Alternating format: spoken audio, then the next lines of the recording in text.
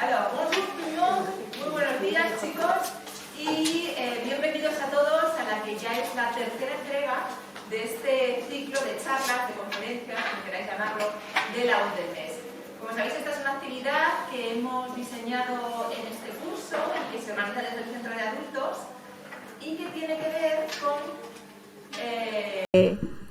reivindicar algunas de las voces literarias escritas, o mejor dicho, emitidas por mujeres de distintas literaturas. Ya, como os digo, es la tercera entrega y la persona que me acompaña en la mesa, poca presentación necesita, lo conocéis, es Carlos Sáez, es el profesor de literatura de nuestro centro y además es la persona que ideó, que organiza, que prepara, que diseña todo ese ciclo de conferencias, ¿no? Yo soy el apoyo moral y la voz lectora en distintos idiomas. Entonces, pues nada, quería daros la bienvenida y... Sí.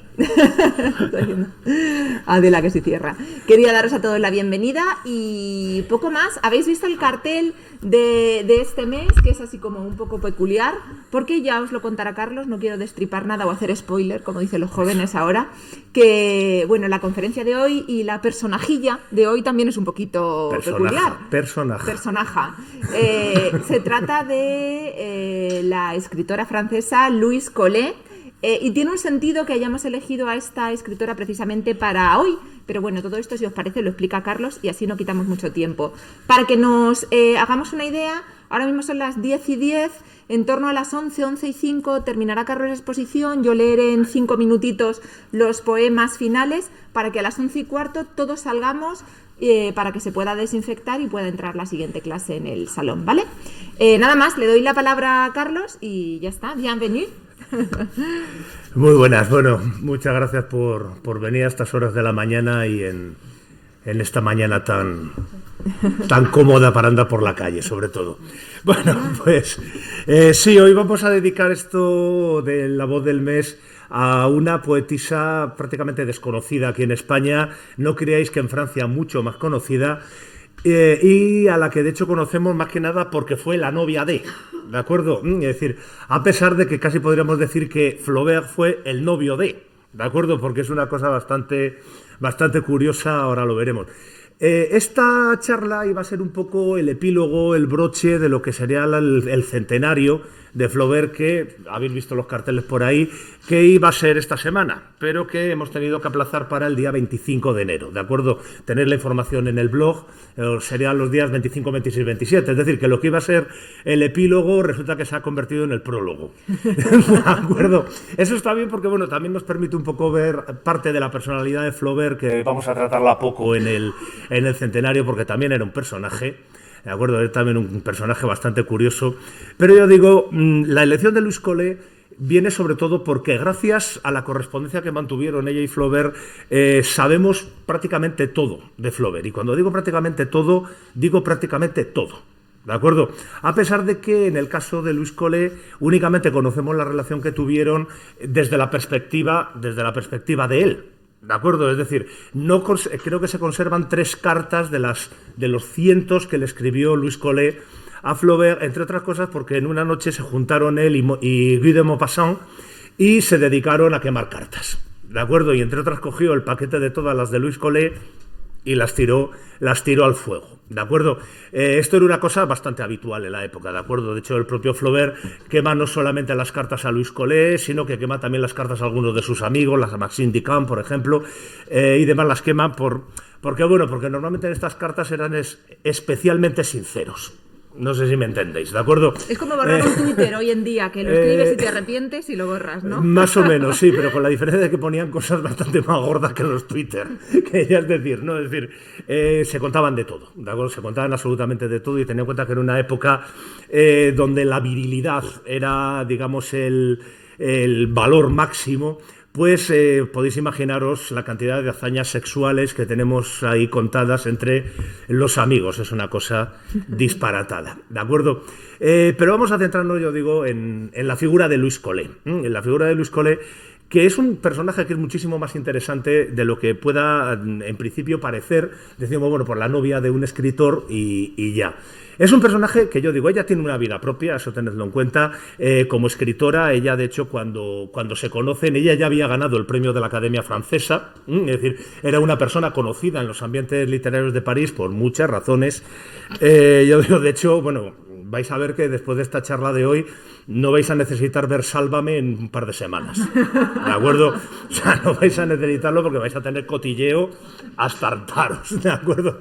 Es, yo digo, una cosa bastante peculiar. Bueno, por lo que os decía, el problema que tenemos con ella es que se la ha estudiado muy poco. Es el problema de crecer, entre comillas, a la sombra de un gran hombre como era Flaubert, pues... ¿qué es lo que hace? Pues que todo el mundo se queda esmirriado, ¿de acuerdo? Porque es una sombra larga, extensa y muy tupida, ¿de acuerdo? De hecho, por ejemplo, un amigo como Louis Bouillet o como Maxime Duchamp, que tuvieron sus propias carreras literarias. Bouillet, por ejemplo, fue un autor dramático de bastante éxito. Yo digo, hoy en día no nos acordamos de ellos, nos acordamos de Flaubert, ¿de acuerdo? ¿Y esto qué ha hecho? Pues que realmente cuando se han hecho las biografías de Louis Collet nos encontremos con dos tipos, ¿no? Yo, de hecho, he manejado dos, no crees que hay muchas más, hay 5. Yo lo miré por la noche, hay 5 biografías de Louis Collet medianamente manejables. De hecho, incluso en la página de la Wikipedia, si queréis acercaros, es increíblemente ridícula por su escasez, pero no solamente la página española, ¿de acuerdo? La página francesa también. Es decir, y prácticamente se limita a contar los cuadros para los que posó. En fin, ya vamos entrando. Bueno, pues yo digo... ay, perdón. Bueno, es decir, crece está a la sombra de Flaubert y eso ha hecho que apenas se le haga caso. Por ejemplo, la primera biografía que manejé es una biografía de un tal Forster, americano, que trabaja con los poquitos datos que había en 1920 y está llena de errores por todas partes. Es decir, por ejemplo, la hace vivir en el mismo piso durante prácticamente toda su vida, cuando sabemos por lo menos que cambió 8 o 9 veces de piso, que sepamos. ¿De acuerdo? Pero él hace vivir ahí continuamente. Los cotilleos no se pierde ni uno. ¿De acuerdo? Ya ves que es rica en cotilleos esta muchacha. Y luego lo curioso es que la más, digamos, fiable que podemos tener de estas biografías, que es la de Francine Duplessis Gray, también americana, es bastante curiosa porque intenta salvar la figura de Louis Collet. Es decir, la obra se titula Rabia y Fuego, que son 2 palabras que hablan muy bien de Louis Collet. Intenta salvarla, pero la salva de una manera muy, muy graciosa, ¿de acuerdo? Vamos a suponer, ahí está Chus, vamos a suponer que Chus se está ahogando en un río, entonces yo quiero salvarla, pero no sé nadar. Entonces intento salvarla, intento tirarme al río, no puedo tirarme al río, y entonces, como no puedo salvar a Chus, ¿qué hago? Pues le pego una paliza a Lidia. ¿De acuerdo? Es decir, ¿a qué se dedica prácticamente Gray? Pues se dedica prácticamente a meterse con Flaubert. Es decir, como no puede salvar al personaje de Collet, pues dice, pues vamos a por Flaubert. Y se dedica, pues durante unas 400 páginas a darle caña, pero no lo podéis ni imaginar. Es decir, de hecho yo creo que hay más fragmentos de las cartas íntimas de Flaubert que de los propios textos de Louis Collet, lo cual es bastante triste. Pero bueno, ¿quién era esta señora? Pues digamos que es una de las pioneras del feminismo social. Ella vive en una época, ella nace en 1810, por cierto, no lo había dicho todavía, nace en 1810 y va a atravesar pues prácticamente las 3 grandes revoluciones francesas del siglo XIX. Es decir, el primero, la de 1830, que acaba con la restauración borbónica y pone la famosa dictadura de Luis Felipe, ese personaje que también es para dedicarle una charla. Yo digo, la de 1848, que fue esa revolución que lo puso todo patas arriba para no cambiar absolutamente nada y que terminó en el Segundo Imperio, el de Luis Napoleón Bonaparte y Eugenia de Montijo, nunca olvidemos este personaje. Yo digo, por cierto, un personaje bastante más querido aquí en España que en Francia, que lo sepáis. Pero bueno, es decir, y finalmente la revolución de la Comuna, que se produce al terminar la guerra franco-prusiana en París y en la que, digamos, se vio envuelta de una manera bastante personal en sus últimos años. ¿De acuerdo? Pues yo digo, ella nace en 1810, nace en una familia de la Provenza, una familia de origen aristocrático por parte de su madre. De hecho, un tío abuelo suyo había sido un librepensador bastante peculiar durante la época de la Revolución Francesa. Y ella va a ser un poco como la oveja negra de la familia, ¿no? Es decir, ella es un personaje, tiene mucho genio. Vamos a ver que el gran problema de Louise Collet no fueron sus amantes, no fueron, digamos, la fama que tuvo en vida, sino sobre todo su escaso, por decir algo, control de la ira. ¿De acuerdo? Es decir, una persona que tenía grandes problemas con su ira. Lo vamos a ver, aquí vamos a tener apuñalamientos y cosas de estas, o sea, la cosa va en serio. Pues yo digo, pues esta chica se cría en la Provenza, yo digo, enfrentada con toda su familia, con sus padres, con sus hermanos, con sus cuñados, ya os quiero contar. Ella se apellidaba Gevoil originalmente y no se va a casar hasta los 23 años, que es una edad, digamos, bastante tardía para la época. Es decir, ¿por qué? Pues parece ser que porque nadie la quería. Es decir, porque nadie la quería. Porque la chica pues tenía por lo visto un genio de esto que para qué. Es decir, y cada vez que alguien lo planteaba, ella se ponía de uñas, ¿no? Hasta que al final se da cuenta, dice que me voy a quedar para vestir santos, ¿de acuerdo? Lo cual, que hoy es una cosa que a lo mejor no nos importa mucho, en esa época era muy importante, ¿de acuerdo? Es decir, porque digamos que una mujer soltera, su vida social quedaba reducida a la nada y Louise Collet, bueno, Louise Gevoil todavía, era una persona muy ambiciosa. Es decir, una persona muy ambiciosa. Ella quería conquistar la fama literaria, lo que ella dice, la gloria. Ten en cuenta que estamos en el romanticismo, los términos que utilizan son ¿de acuerdo? O sea, no les vale con la fama, tiene que ser la gloria. Vale, pues yo digo, y acaba casándose pues con el que menos esperaba.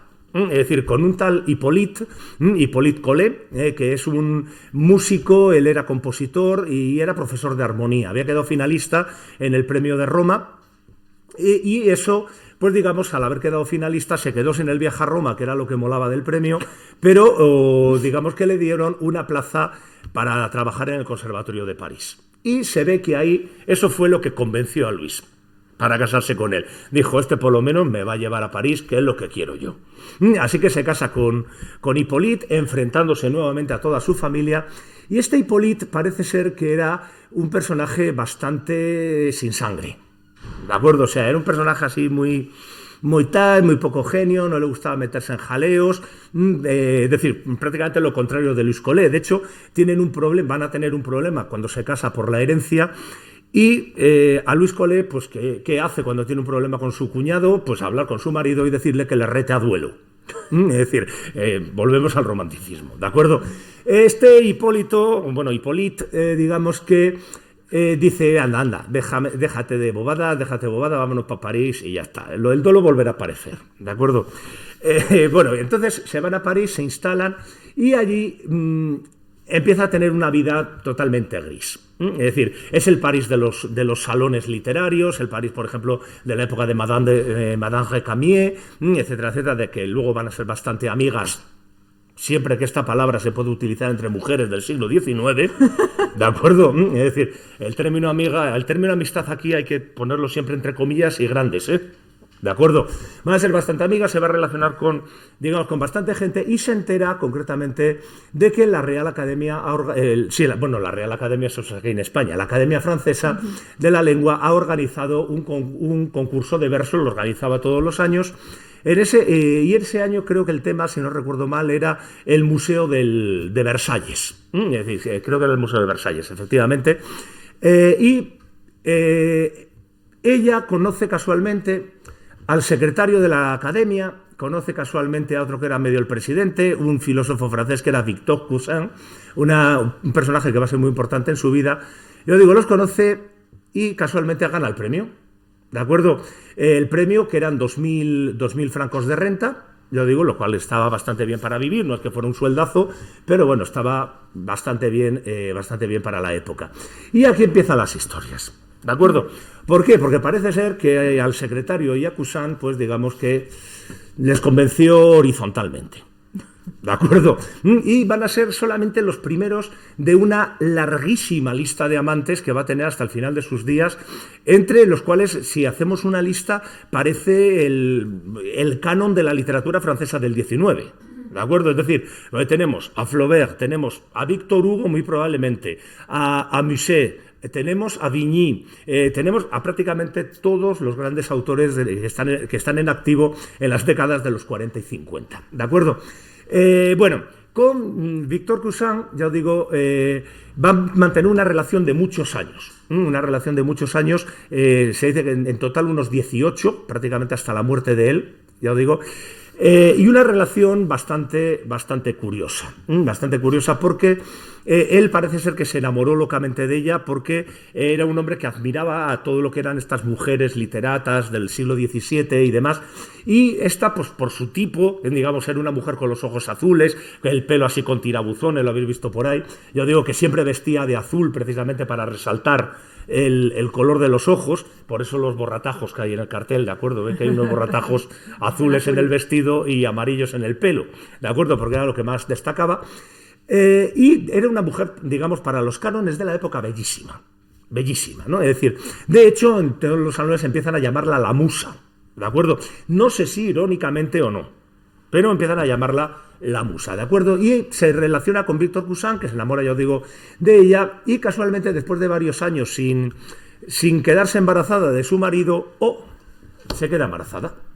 Se queda embarazada cuando aparece Victor Cousin por ahí, ¿de acuerdo? Aquí, claro, los comentarios pues los podéis imaginar. Es decir, ya rápidamente todo el mundo empezó pipa a darle a la lengua, y no se le ocurrió más que a un periodista de una revista satírica, Le Guêpe, Las Avispas, que se llamaba Alphonse Karr, no se le ocurre otra cosa que publicar un artículo diciendo que el embarazo de Louise Collet se debía a una piqûre de cousin, es decir, a una picadura de mosquito, por así decirlo, jugando con la palabra Cousin, el apellido de Victor Cousin, y la palabra Cousin mosquito, ¿no? Aquí ya perdió totalmente el control Louise Collet. Pierde el control y habla con su marido, y ¿qué le pide? Pues que le rete a duelo, Alphonse Karr, ¿de acuerdo?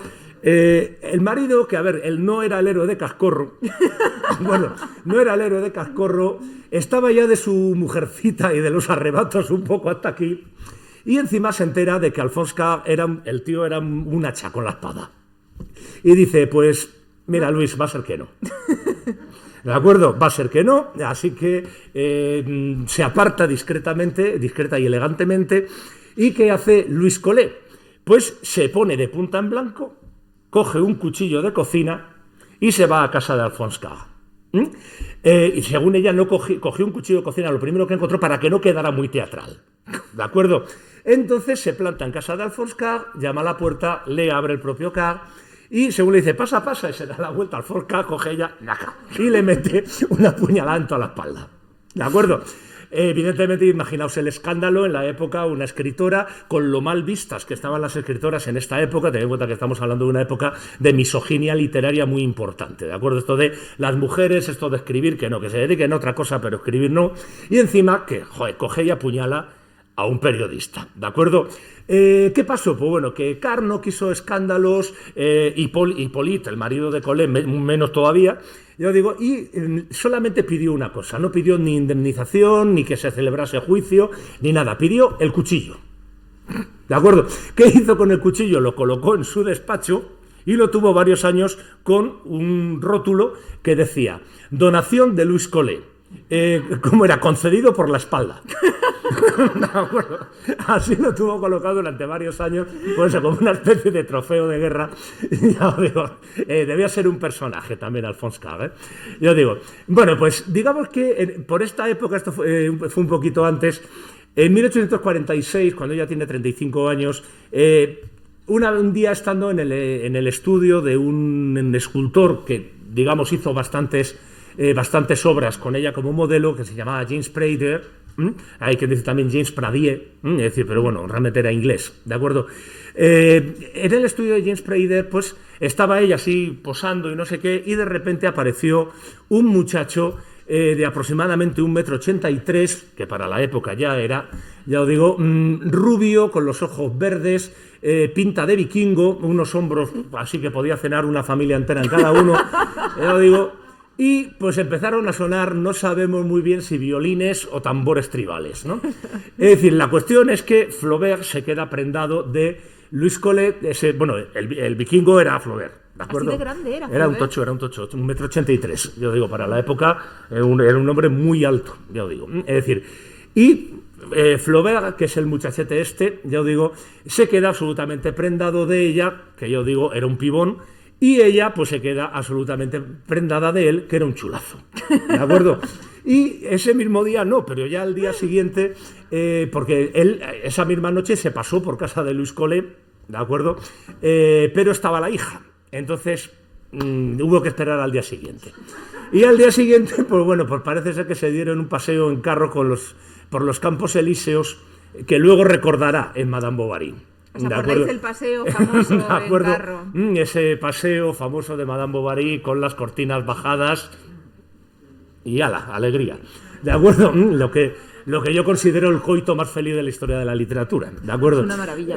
Es que me encanta, o sea, simplemente parece una guía de Rouen, pero es que tú sabes lo que van haciendo. Y ese momento final en que sale la mano y tira los cachitos de carta, eso es grandioso, ¿no? Yo digo, bueno, pues a partir de ahí, yo digo, van a empezar una tormentosísima relación de 8 años, pero 8 años con vaivenes, ¿de acuerdo? O sea, y viéndose poquísimo, es una cosa bastante curiosa. Parece ser que, bueno, Flaubert, aparte de ser un chulazo, pues yo digo, pues parece ser que estaba muy bien dotado y no solo para la literatura, ¿de acuerdo? Yo digo, pues digamos que Louis Collet acaba no solamente enamorada, sino también, digamos, con una cierta adicción por el vikingo, ya digo, que le llevó a escribirle, por lo visto, unas cartas absolutamente de ¡ay, tenemos que vernos! Flaubert, que por esa época estaba ya empezando con la literatura, estaba escribiendo su primera versión de La tentación de San Antonio y demás, él ya vivía encerrado en Croisset, es decir, que él vivía en una finquita al lado de Rouen, ya os digo, y él se quería dedicar a la literatura y nada más. Parece ser que era un hombre que, a pesar de, digamos, sus dotes naturales, era un hombre bastante inapetente sexualmente, ¿de acuerdo?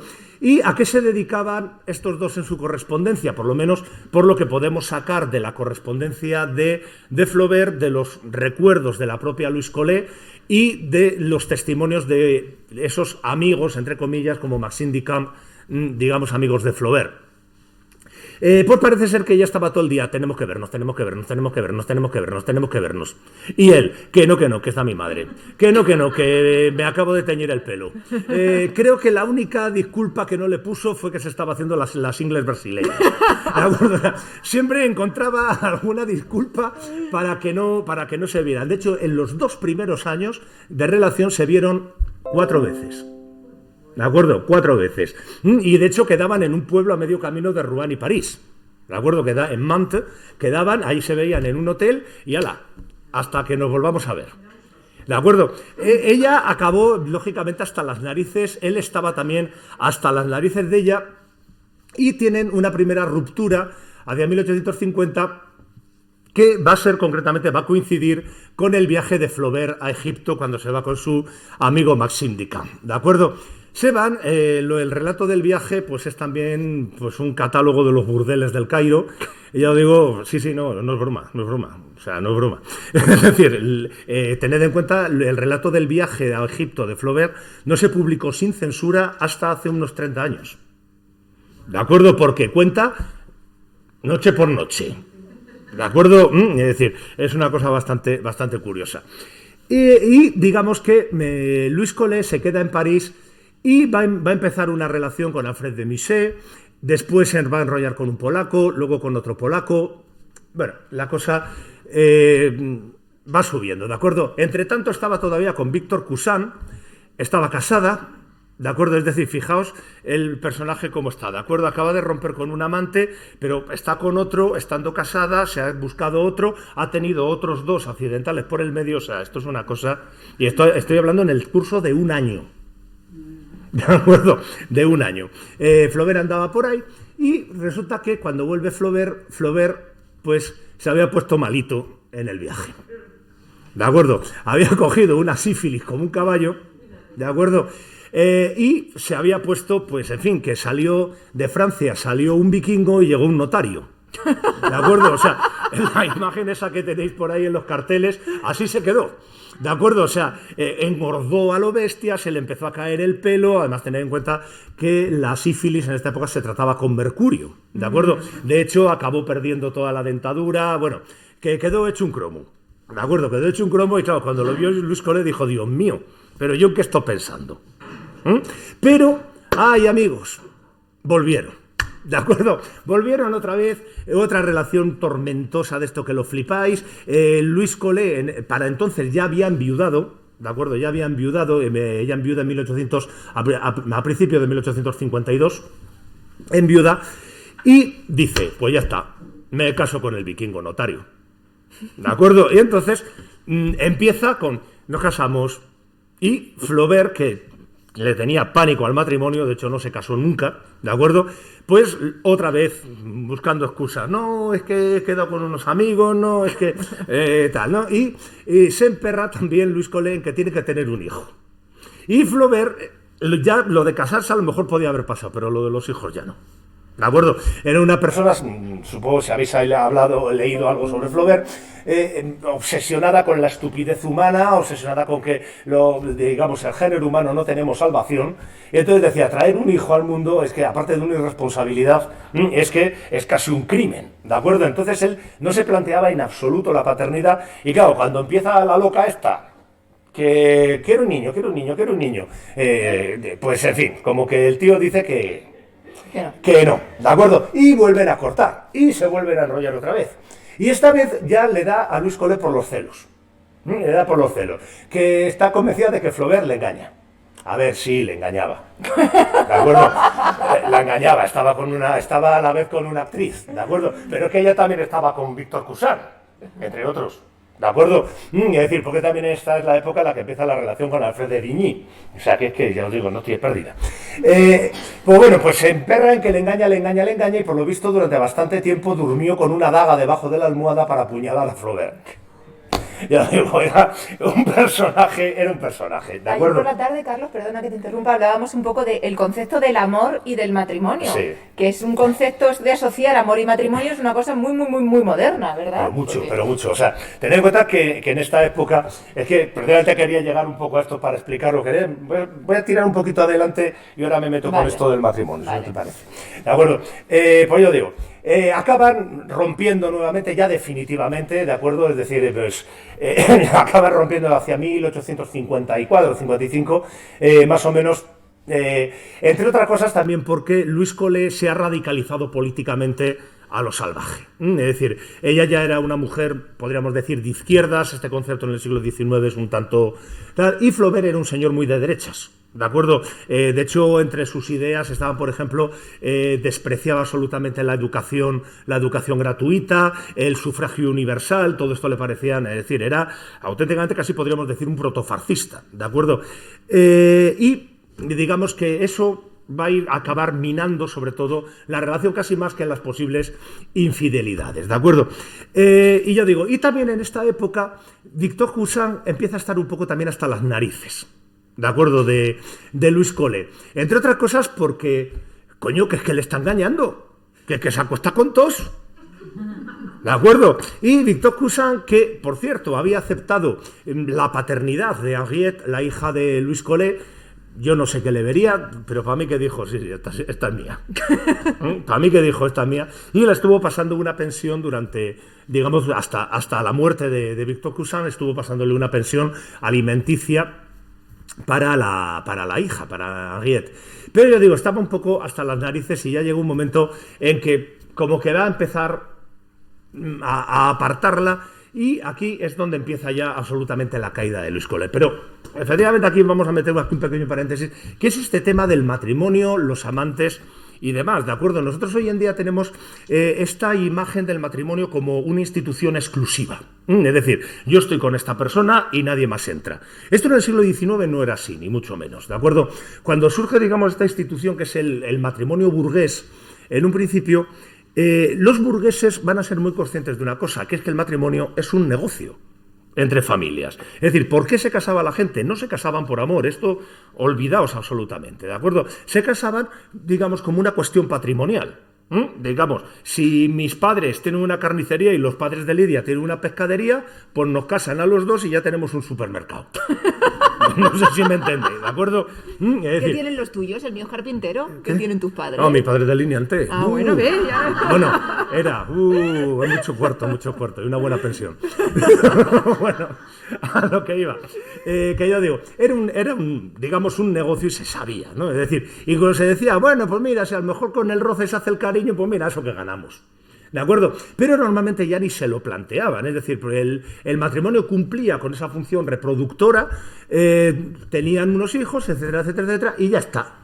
Pero el marido dormía en su habitación, la mujer dormía en la suya y hacían vidas absolutamente separadas, ¿de acuerdo? Es decir, que ni siquiera mantenían la hipocresía de decir, ¡ay, qué bien nos llevamos! No. Es decir, había matrimonios que ni siquiera vivían juntos. ¿De acuerdo? Ni siquiera vivían bajo el mismo techo.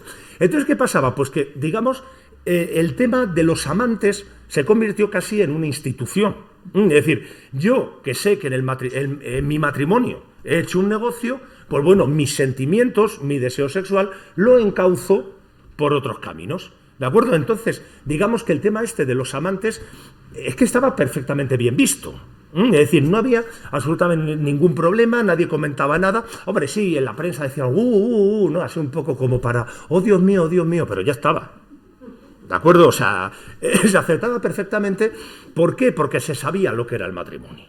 ¿De acuerdo? Y luego, aparte, también había una cosa, los jóvenes, digamos, los muchachos jóvenes, lo suyo era que cuando ya tenían 20 algo era, se echasen un amante y a ser posible que fuese una mujer casada. A ver, si no, ¿qué gracia tenía?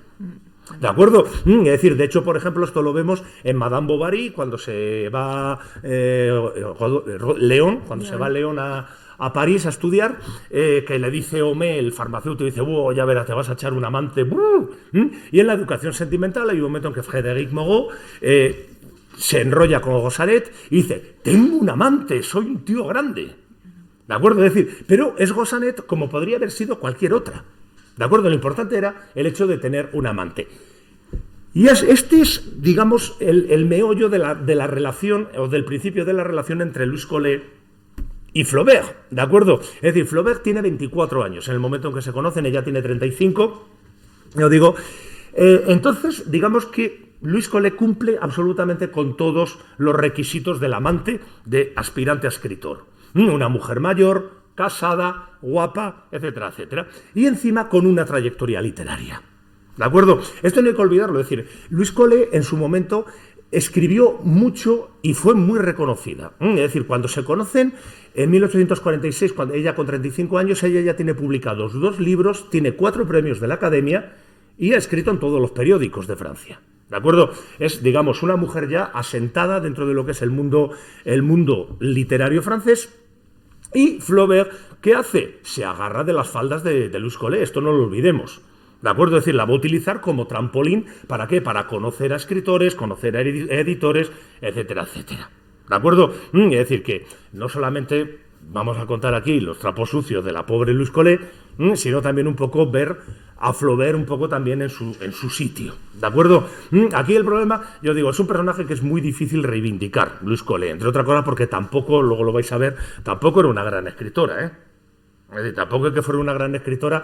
En su momento sí, pero hoy en día, Dios mío, es más cursi que un piano blanco. Claro que los parámetros estilísticos... Claro, desde nuestros parámetros hoy en día, eso es una escritora que ha caído completamente, pero en su momento, yo digo, era una escritora, digamos, importante en su momento, ¿de acuerdo? De hecho, todo lo que va a ser su decadencia, que va a empezar por aquí, más o menos, tener en cuenta, en cuanto ella cumple más o menos los 50 años, toda su decadencia va a ser seguida por la prensa. ¿De acuerdo? Es decir, es una cosa absolutamente impresionante. Y era una mujer, yo digo, conocida. Ella posa para varios pintores, posa para escultores. ¿De acuerdo? Es decir, que es, digamos, y aparte publica. Y publica con su nombre. Ojo, que no tiene que buscar, como por ejemplo George Sand, ponerse un nombre masculino. No, ella publica con su nombre. ¿De acuerdo? Es decir, que ante todo, tengo que tener en cuenta esto. Ella es una mujer tremendamente valiente para su época. ¿De acuerdo? Porque se pone delante de la opinión pública y tira con ella. Y dice, pues, que sea lo que Dios quiera, ¿de acuerdo? Por eso os digo que, digamos, este concepto lo vemos hoy, este concepto, por ejemplo, de los amantes, etcétera, y decimos, joder, qué pendón desorejado, ¿de acuerdo? Pero hay que entender que en la época esto tampoco era para tirar cohetes. O sea, perdón, no era tampoco para rasgarse las vestiduras, ¿de acuerdo? Es decir, era algo perfectamente normal, perfectamente asumido socialmente, y yo digo, y una historia. Bien. Volvemos, ¿de acuerdo? Volvemos a Louise Collet. Pues yo digo, en este momento ella ya está empezando a cavarse la tumba bajo los pies, ¿de acuerdo? ¿Por qué? Pues entre otras cosas porque muere su amiga Madame Récamier y Madame Récamier le deja unas cartas que le había escrito Chateaubriand, si no recuerdo, no, Constant, perdón, se llaman Constant. Le deja unas cartas y le dice que haga con ellas la que quiera, o eso nos dice Louise Collet. ¿De acuerdo? Cuidado, porque es que también los mementos de Louise Collet hay que hacerles caso hasta donde hay que hacerles caso. Que era muy creativa, ¿eh? Es decir, era muy creativa con su propia vida, esta muchacha. ¿De acuerdo? Ya hablaremos luego del viaje a Italia. Pero bueno, las cartas de Constant, ¿qué es lo primero que hace nada más morir Madame Récamier? Publicarlas. Y se queda tan ancha, cartas íntimas de Constant con la Madame Récamier, ella las publica, ¿y qué pasa? Pues que la hija de Constant se sube por las paredes, les pone un pleito e impide la publicación. Esto no va a ser la primera vez que lo haga, ¿eh? Luego vamos a tener todavía otra. Por esta época también ya se había enrollado con Musset, ¿de acuerdo? Con Alfred de Musset, que, digamos, había sido también otro chulazo tremebundo, pero estaba ya en las últimas y era además un hombre tremendamente desagradable, completamente alcoholizado. Y de hecho, con ella hay otra anécdota que por lo visto iban en un carro y pues este quiso hacer un Madame Bovary, ¿no? Es decir, y parece ser que ella no tenía muchas ganas de hacer un Madame Bovary y se pelearon, él le empezó a insultar, no sé cuánto, y ella acabó abriendo la puerta y saltando por el carro en mitad de los Campos Elíseos. ¿De acuerdo? No, perdón, frente al Louvre, es decir, en Concorde. Acabó saltando y, bueno, parece ser que el del carro paró, que dice el señor que se está bien, dice, dígale que no me ha encontrado. ¿De acuerdo? Esa fue la frase, dígale que no me ha encontrado. A esta relación con Musset, por cierto, Flaubert, cuando todavía estaban juntos, le va a animar. Y dice, tú enróllate con el viejo, coño, que te va a dar pasta. ¿De acuerdo? Para que veáis un poco cómo eran las relaciones entre estos señores, ¿no? Eran como mínimo peculiares. Como mínimo peculiar. Y ten en cuenta que el problema del dinero de Louise Collet va a ser continuo a lo largo de su vida, ¿eh? Es decir, va a tener problemas monetarios continuamente, hasta el punto de que, por ejemplo, en esta época ella tiene que escribir literatura para niños digamos, aparte, va a escribir reportaje de moda, es decir, va a escribir en revistas de moda pues sobre las novedades en sombreros o cosas de este tipo. Lo de los sombreros tiene también su gracia, porque por lo visto le regalaban sombreros, es decir, pues las tiendas, no sé qué, pues para que hablase bien de ellos, le regalaban sombreros que en esta época era de lo más caro que había. Y por lo visto tenía en casa un armario lleno de sombreros, cientos de sombreros, dicen algunos, y de vez en cuando pues cogía a los que iban a su salón, decía, ven, abría el armario, sacaba un par de sombreros y decía, anda, véndelos por mí. Es decir, para conseguir dinero, porque en este aspecto ella además era una persona muy generosa, ella tenía un salón y ella se quitaba de comer para invitar a los que venían al salón, ¿de acuerdo? Es decir, de hecho, por ejemplo, se dice que guardaba de una semana para otra los pozos del té. Madre mía. Eso voy a dejarlo ahí, ¿de acuerdo? Voy a dejarlo ahí, pero bueno, no se tiene noticia de ninguna intoxicación alimentaria por la época en París, pero razones había. ¿De acuerdo? Bueno, pues yo digo que ese problema monetario la van a acompañar siempre, llega a escribir este tipo de cosas, pero el colmo ya llega cuando a la muerte de Alfred de Musset, concretamente, pues a George Sand, que habían sido amantes, ella y Alfred de Musset, ella escribe un libro que se titula Elle et lui, es decir, ella y él. ¿de acuerdo? En el que cuenta un episodio que había sucedido en Venecia, que había sido bastante sonado, que por lo visto llegaron a Venecia, George Sand encontró a Musset con otra y cogió y se alargó y lo dejó ahí tirado. Es decir, entonces ella lo cuenta, pero al poco tiempo el hermano de Musset, Antoine de Musset, sacó otro libro que se titulaba Él y ella, Louis et elle, ¿de acuerdo? Dando el punto de vista de Musset. ¿Y qué hizo esta? Pues como había sido amante de Musset, escribió otro libro, Louis, él. ¿De acuerdo? Es decir, en el que cuenta un poco la historia tal como se la había contado a ella Musset. El escándalo fue sonadísimo. Es decir, porque bueno, George Sand al fin y al cabo estaba allí. El otro pues era el hermano. Pero ¿a qué se metía Louis Collet en medio de toda esta disputa, ¿no? Las críticas fueron tremebundas. Louis sigue siendo probablemente su mejor obra. Es una novela, la verdad, bastante interesante, ya os digo.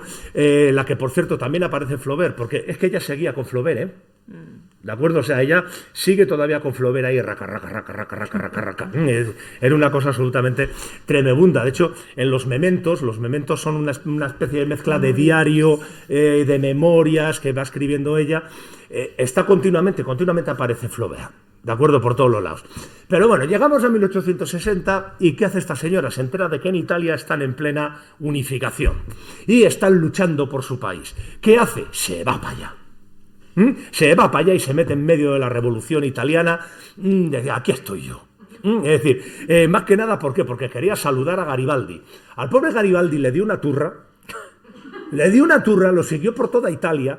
Es decir, si estaba Garibaldi en el barco, ella llegaba con una barca, esto no es broma, llegaba con una barca, ¡Garibaldi! O sea, era una cosa disparatada lo de esta mujer. Se fue a Sicilia a buscarlo, luego se fue a Nápoles, lo estuvo siguiendo por toda Italia hasta que consiguió ya por fin hablar con él un par de veces. Yo digo, de hecho, hay una anécdota, cuenta ella que iban en un tren y en el compartimento de primera iba Garibaldi y también iba ella. Entonces ella dijo, se lo dejo aquí al gran hombre, y se fue a segunda. Es decir, se fue a segunda para que descansase Garibaldi, y luego cuando bajó Garibaldi no sé dónde, le dijeron, siéntese aquí, y se sentó en el mismo sitio donde se había sentado Garibaldi. Fijaos qué cosa, qué honor, ¿no? Bueno, pues esto ella lo va a reflejar en un libro que se titula La Italia de los italianos, l'Italie des Italiens, que es una frase de Víctor Manuel II de Saboya. Es una frase de él que da en un discurso que es, vamos a traer la Italia de los italianos, ¿de acuerdo? Y ella, pues, va a escribir una cosa en 4 volúmenes. Madre de Dios. 4 volúmenes, ¿de acuerdo? Que no sabemos muy bien qué demonios es eso. Es decir, porque aproximadamente en un 60% es una especie de guía turística en el que le dedican literalmente cientos de páginas, por ejemplo, a Venecia, a Florencia, a contarnos todo lo que ve. Todo lo que ve. Es decir, y el otro 40% es cómo Louis Collet unificó Italia. ¿De acuerdo? Es decir, nos da una imagen de su participación en la unificación italiana como, vamos, sin ella no hubiese pasado nada.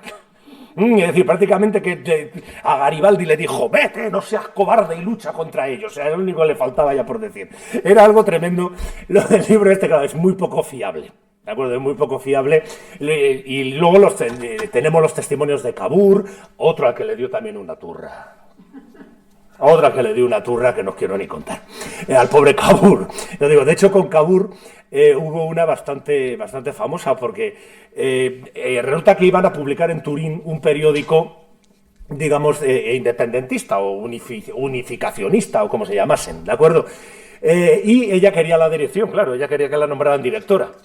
Pero había otra que además ya se conocían de París, eran amigas, no sé si me entendéis, lo digo, se conocían de París, que era la condesa Belgiojoso, que era también una mujer muy bella, pero esta era morena, ¿de acuerdo?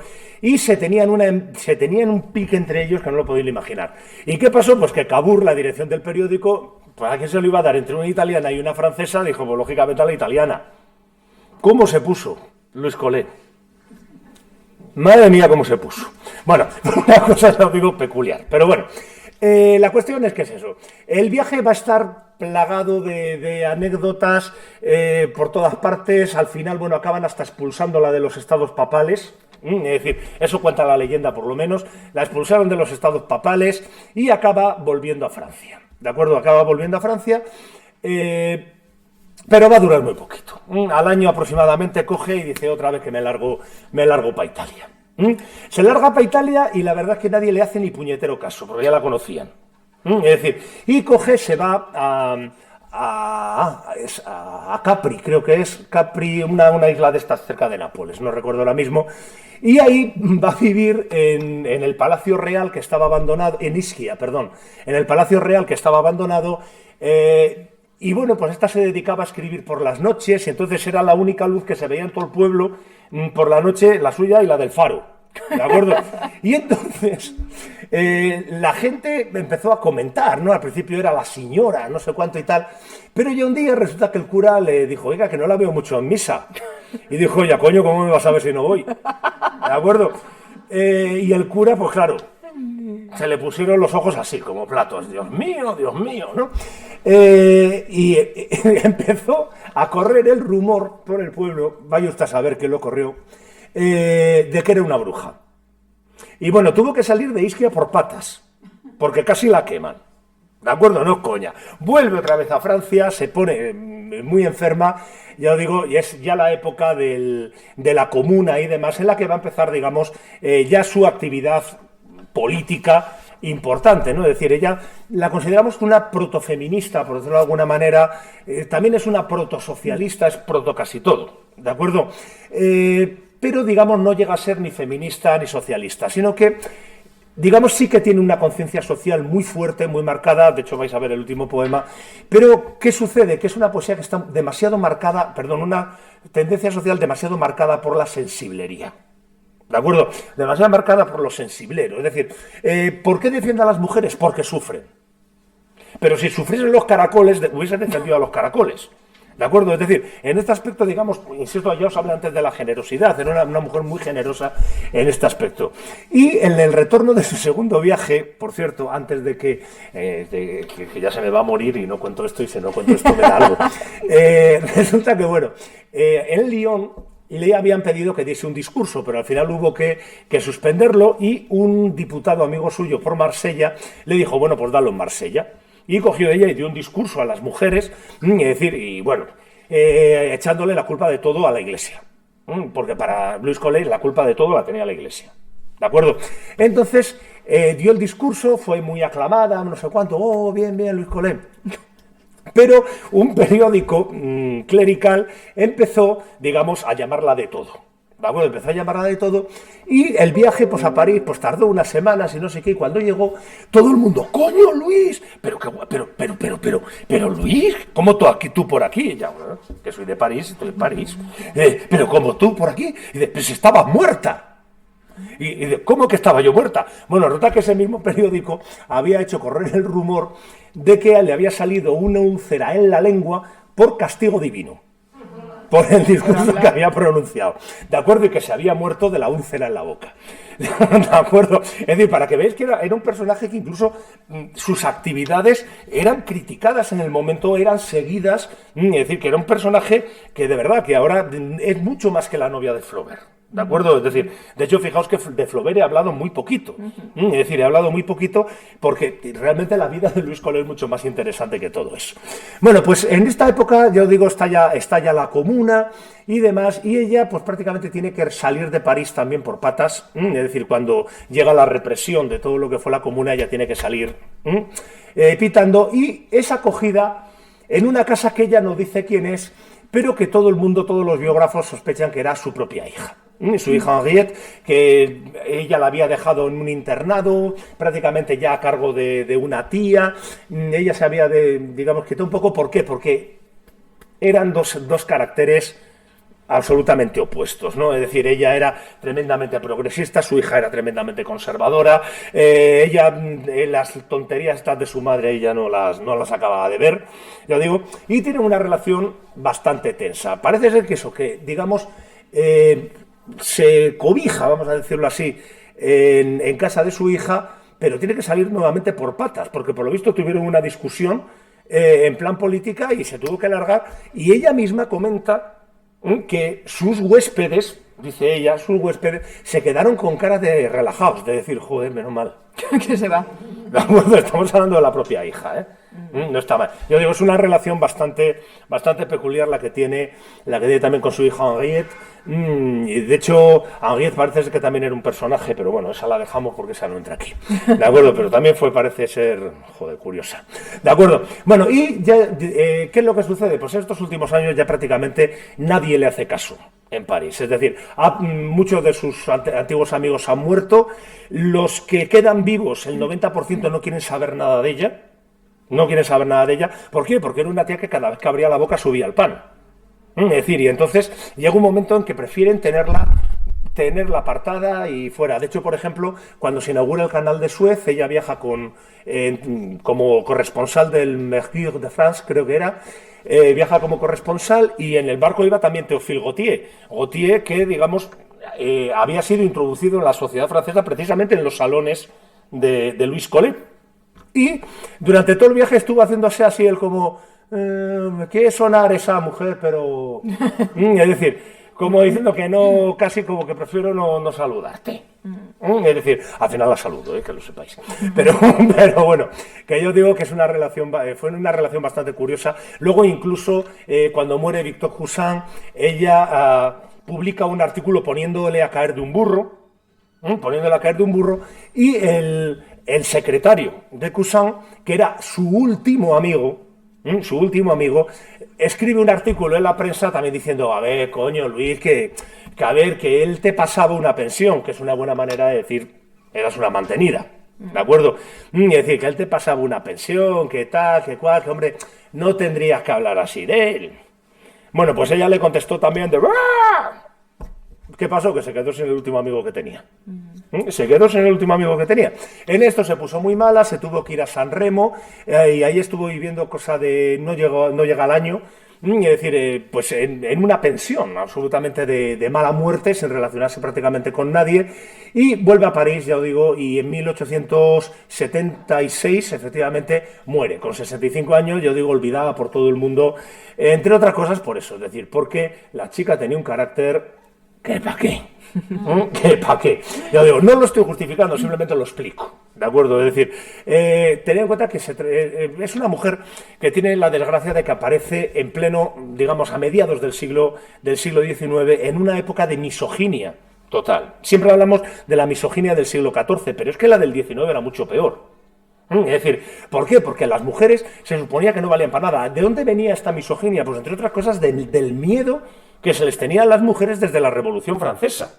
Es decir, tened en cuenta que la Revolución Francesa, y tanto la del 30 como la del 48, como después en la del 70, las mujeres, digamos, eran las que animaban a los hombres, salían armadas a la calle y toda la pesca. Entonces, ¿qué pasa? Porque los hombres empezaron a decir, oye, que a ver si se nos van a subir a las barbas. Y digamos que hubo un refuerzo del machismo absolutamente brutal, ¿de acuerdo? De hecho, por ejemplo, hay una historia de la virilidad que está por ahí escrita, entre otros de Jos Vigarello, que son 3 volúmenes y le dedica uno solo al siglo XIX. Es decir, un volumen entero está dedicado al siglo XIX al tema de la virilidad, de la masculinidad y demás. ¿Qué fue lo que pasó? Pues que, lógicamente, una mujer en este ambiente... Vale. Si encima la mujer tenía unas ideas que se enfrentaban, digamos, a la ideología dominante, tened en cuenta, estamos hablando del Segundo Imperio, ya cuando hablamos de Baudelaire, hablamos de esta época, fue una época de una represión brutal, además, digamos, de una subida de todo lo que era el clericalismo increíble, es decir, pues digamos que era una mujer, cualquier intento que hiciese estaba absolutamente condenado al fracaso. ¿De acuerdo? Estaba condenado al fracaso y es una lástima, pero la verdad es que ella también se lo buscó un poco. ¿De acuerdo? Ella también se lo buscó un poco en el sentido de que es que no dejaba títere con cabeza, es decir, es que ni a sus propios amigos. Es decir, se metía rápidamente con sus amigos, con sus ex, era una cosa absolutamente brutal. De hecho, y ya termino, sí. Maxime Duchamp, un amigo de Flaubert, con el que se fue a Egipto, este fue el que no se puso malito. Ya os digo, Maxime Duchamp le dedicó un epitafio que a mí siempre me ha gustado mucho. ¿De acuerdo? Dice, aquí yacen los restos de quien comprometió a Victor Cousin, injurió a Flaubert, ridiculizó a Alfred de Musset e intentó asesinar a Alphonse Karr. Descanse en paz. Este, ya os digo, es un resumen evidentemente excesivamente mínimo, ¿de acuerdo? Pero que refleja muy bien un poco la imagen que dio Louise Collet en su época, ¿de acuerdo? Y le cedo ya a Lidia para que veáis qué pedazo de poemas escribía la muchacha. ¿De acuerdo? Venga, muchas gracias.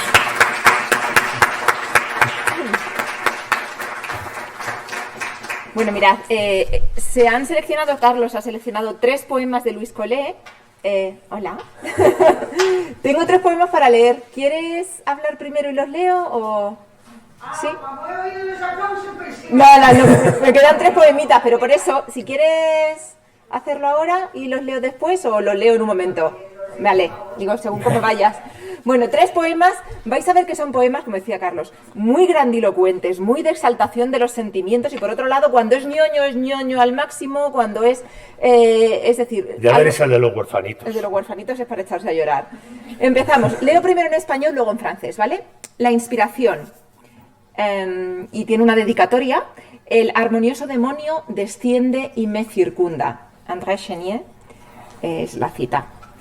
Ah, cuando se desbocaba así la poesía, torrente impetuoso, frenesí que ardía, en mi alma vibraba con indecibles acordes, como la ola marina bajo el huracán arremetía.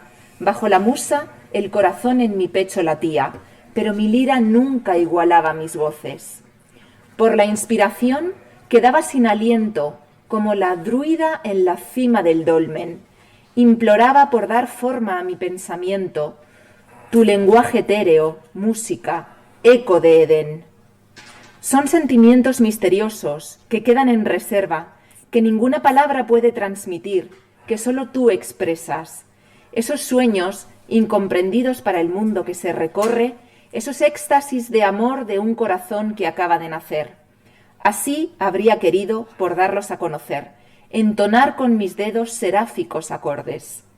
Habría querido, inclinada hacia el arpa sonora, esparcir en torno a mí el alma que me devora, en caudales de armonía a los ángeles robados. Sí, habría querido ver, cuando mi alma está transida, los corazones palpitantes de una multitud desconocida, que en mis divinos cantos quedasen atrapados. Vanos deseos. Siendo aguilucho, mis alas cercenaron. Hacia las esferas eternas mi vuelo arrebataron, para que en este mundo me arrastre. Si la musa me inspira y viene a deleitar mi ruta, mi canto perece sin eco, nadie lo escucha, y el himno inacabado en lágrimas se expande. Por Dios santo. Por Dios santo no es suyo, es mío. Bueno, fijaos la longitud del poema. Este es de los cortos. En serio, en serio, no es broma. Este es de los cortos. Los 3 que he cogido son de los cortos. Alors, en français, maintenant. L'inspiration. 1. Lorsque débordait ainsi la poésie, torrent impétueux, brûlante frénésie, dans mon âme, vivre d'indicibles accords, comme sous l'ouragan bat la vague marine. Sous la muse, mon cœur battait dans ma poitrine, mais ma lyre jamais n'égalait mes transports.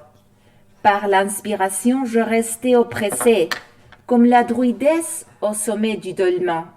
J'implorais pour donner un corps à ma pensée. Ton langage éthéré, musique, écho d'Adam.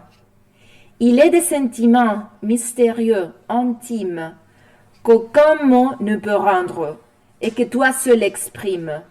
Ces rêves, un compromis du monde où nous passons, ces extases d'amour d'un cœur qui vit de naître. Alors, j'aurais voulu, pour les voir connaître, moduler sous mes doigts ces séraphiques sons. J'aurais voulu, pencher à la harpe sonore, répandre autour de moi l'âme qui me dévore. Dans des flots d'harmonie aux anges dérobés, oui, j'aurais voulu voir, quand mon âme était muet. Tous les cœurs palpitants d'une foule inconnue, sous mes accents divins, demeuraient absorbés. Vent de cire, jeune aiglon, on a coupé mes ailes, on a ravi mon vol aux sphères éternelles, pour me faire marcher ici-bas en rampant. Si la muse parfois vient visiter ma route, mon chant meurt sans écho, personne ne l'écoute, et l'hymne inachevé à larmes se repent. Pues eso. Lo he leído primero en español por nada, porque yo sé que lo entendéis en francés directamente, pero bueno, porque pronuncio también bien el español por si... El segundo poema, La desgracia. La desgracia me ha echado su aliento que deseca, de mis dulces sentimientos la fuente se ha secado, y mi alma incomprendida, marchitada antes de tiempo, al perder toda esperanza, pierde sus tiernos pensamientos. Mis ojos ya no tienen lágrimas, mi voz no tiene canto, mi corazón desencantado ya no tiene sueños, para todo lo que amaba con idolatría ya no me quedan ni amor ni gusto. Un árido dolor roe y quema mi alma, no hay nada que ansíe ni nada que pida, mi porvenir ha muerto, el vacío llena mi corazón. Ofrezco un cuerpo sin ideas al ojo que me contempla, como sin su Dios se queda un antiguo templo, como tras el banquete la copa queda sin licor. Y en francés, Le malheur. Le malheur m'a jeté son souffle de ses chants. De mes doux sentiments, la source s'est tarie, et mon âme incomprise avant l'heure flétrie, en perdant tout espoir, par tout pensée touchant. Mes yeux n'ont plus de pleurs, ma voix n'a plus de chant, mon cœur désenchanté n'a plus de rêverie. Pour tout ce que j'aimais avec idolâtrie, il ne me reste plus d'amour ni de péchant. Une aride douleur ronge et brûle mon âme. Il n'est rien que j'envie et rien que je réclame. Mon avenir est mort, le vide est dans mon cœur. J'offre encore sans pensée à l'œil qui me contemple. Tel sans divinité reste quelque vieux temple. Tel, après le banquet, la coupe est sans liqueur. Y ahora viene Mi favorito. Los huérfanos de Palermo. Clines, pañuelos, lo que haga falta lo sacáis, lo ponéis encima de la mesa. Imaginando así en una pastelería con la nariz pegadita al cristal. ¿De acuerdo? Los huérfanos de Palermo, ya es el último. El día caído, un ardiente día de verano que deja al apagarse un crepúsculo rosado, cuyo brillo desciende en reflejos argentinos sobre el niño casto y desnudo que sin fuerzas descansa. Despreocupado duerme, el día para él estuvo lleno de dulces cuidados que piensa son de su madre. Aún no sabe, pobre huérfano, que solo tiene una hermana cuya vida es amarga. Una hermana que, como a él, no quiso llevar la muerte cuando la peste hizo de Palermo un cementerio. Un ángel salvado por Dios para ser su apoyo, única superviviente de toda su familia. Virgen de 17 años, ella ya ha sufrido los graves dolores que envejecen a la mujer. Su puro corazón al amor maternal se ha abierto antes de que otro amor floreciese en su alma. Joven, sin dicha en el corazón y bella sin orgullo, a su hermano en la cuna su vida está encadenada. Piadosa, ha jurado sobre un doble sepulcro reemplazar para él a su madre arrebatada. Sí, durante su descanso le oye gemir, pone leche pura en su boca colorada, sigue cantando la nana que acaba de dormirle y se inclina sobre él hasta que se duerme. Mas su ojo se ha cerrado, su bracito que cuelga arruga el cojín de la silla de ébano, donde, más que en su cuna, la brisa de occidente refrescará su cuerpo con su suave aliento. La hermana se arrodilla junto al hermano que duerme antes de volver a su lecho virginal. Por sus pobres padres, dormidos por la muerte, reza y hacia Dios su oración parte. Entonces la fe expande su dulzura celestial sobre las ideas de muerte que encierran su alma, y la Madre de Dios sonríe como una hermana a esta Virgen Madre huérfana en Palermo. En francés. ¿Estáis bien, chicos? Con este poema terminamos. L'orphelin de Palerme. Le jour vient de tomber, jour brûlant de l'été, qui laisse en s'atteignant un crépuscule rose, dont la lueur descend un reflet argenté sur l'enfant chaste et nu qui mollement repose. Insoucieux il dort, pour lui le jour fut plein de doux soins qu'il a pris pour les soins d'une mère. Il ne sait pas encore, pauvre enfant orphelin, qu'il n'a plus qu'une sœur dont la vie est amère. Une sœur que la mort épargna comme lui, quand les flots changeaient Palerme en cimetière. Ange sauvé par Dieu pour être son appui, seul être survivant à sa famille entière. Vierge de 17 ans, elle a déjà souffert de ces graves douleurs qui vieillissent la femme. À l'amour maternel, son cœur pur s'est ouvert, avant qu'un autre amour soit éclos à son âme. Jeune, sans joie au cœur, et belle sans orgueil, à son frère au berceau, sa vie est enchaînée. Pieuse, elle a juré sur un double cercueil de remplacer pour lui leur mère moissonnée. Si, durant son repos, elle l'entend gémir, elle, versant l'épure dans sa bouche vermeille, murmure encore le chant qui vient de l'endormir et se penche vers lui jusqu'à ce qu'il sommeille. Mais son œil fermé, son petit bras pendant, fait ployer les coussins de la chaise d'ébène, ou, mieux qu'en son berceau la brise d'Occident, rafraîchira son corps de sa suave haleine. La sœur reste à genoux près du frère qui dort, avant de regagner sa couche virginale. Sur leurs pauvres parents, endormis par la mort, elle prie, et vers Dieu, sa prière s'exhale. Alors la foi répand sa céleste douceur sur les pensées de Déhuile que son âme renferme, et la mère de Dieu sourit comme une sœur à cette vierge mère, orpheline à Palerme. C'est tout.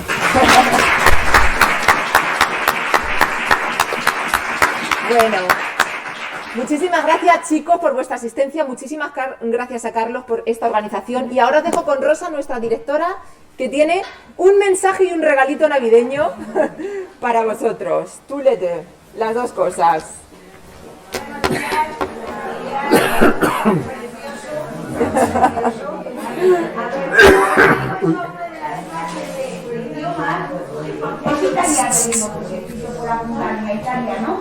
¿Es francés? Es francés, digo, pues estoy por matricularme en todos los idiomas. ¿Es alemán? También. Matricularme en alemán. Bueno, pues la verdad es que para casi finalizar lo que es el año, nuestra última clase, porque creo que era la del lunes, ¿verdad? Pues me parece que es precioso, me parece que es todo un éxito. Todo esto que veis lleva mucho trabajo que no está en el horario lectivo de cada uno de los profesores, es un trabajo que se hace aparte, sé que lo conocéis, pero quería yo también reconocerlo en público y darles las gracias tanto a Carlos como a Lidia.